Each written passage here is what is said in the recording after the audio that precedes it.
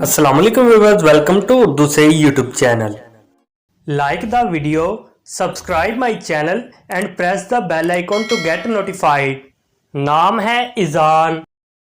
इज़ान नाम के इंग्लिश में स्पेलिंग बनते हैं IZAAN।